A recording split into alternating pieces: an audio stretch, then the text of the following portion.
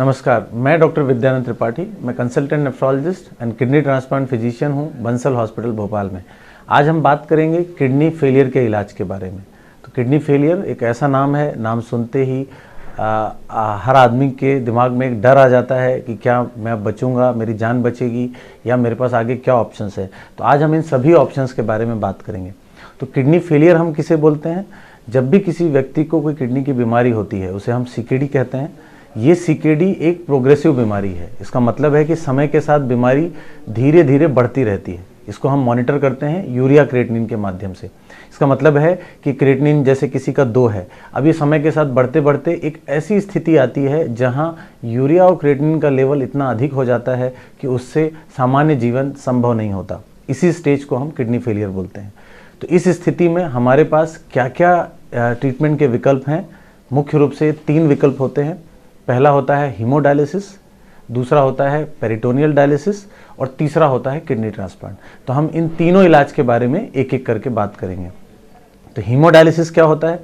Haemodialysis में एक machine होती है, हीमोडायलिसिस मशीन, जिसमें आपके शरीर का ब्लड एक फ़िल्टर के माध्यम से उस ब्लड को फ़िल्टर किया जाता है, जिसमें जो भी टॉक्सिन्स हैं आपके शरीर के, जो कि सामान्यतः किडनी हमारे शरीर से बाहर निकालती है। क्योंकि आपकी किडनी काम नहीं कर रही है तो ये फ़िल्टर इन टॉक्सिन्स को शरीर से बाहर निकालते हैं।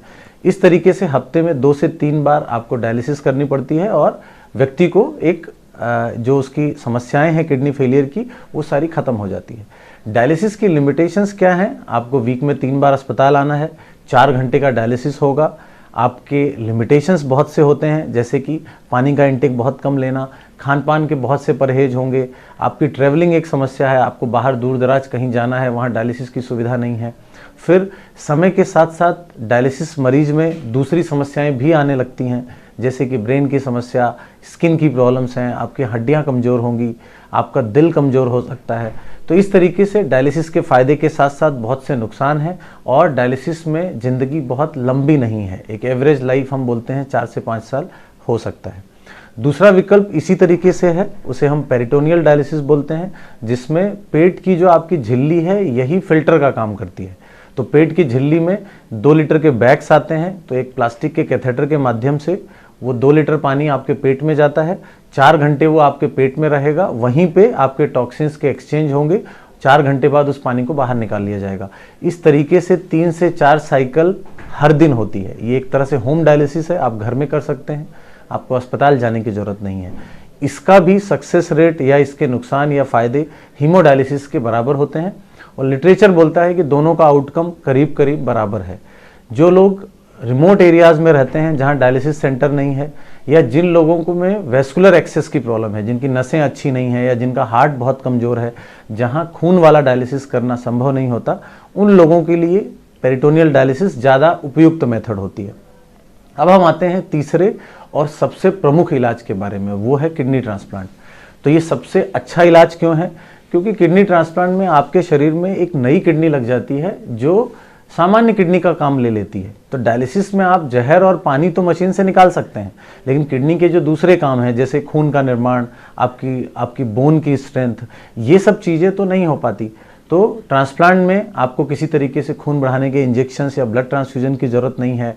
आप में खान पान के रेस्ट्रिक्शंस नहीं है, आप सब कुछ खा सकते हैं। आप स्टूडेंट हैं, अपने स्कूल 3 महीने बाद जा सकते हैं, कॉलेज जा सकते हैं। आप नौकरी में हैं तो अपनी नौकरी कर सकते हैं, ट्रैवल कर सकते हैं। तो एक तरीके से अगर आपको सामान्य ज़िंदगी चाहिए तो ट्रांसप्लांट ही एक विकल्प है। बाकी इलाज सिर्फ कुछ समय के लिए एक ज़िंदगी की समस्याओं को कम करने का माध्यम है। तो ट्रांसप्लांट कैसे होता है? ट्रांसप्लांट में कुछ कानूनी नियम होते हैं। आपको एक नए किडनी की ज़रूरत है जो कि आपके परिवार का कोई भी डोनर, आपके माता पिता, भाई बहन, पत्नी, जिसका भी मैच होता है उसकी किडनी आपके शरीर में प्रत्यारोपित कर दी जाती है।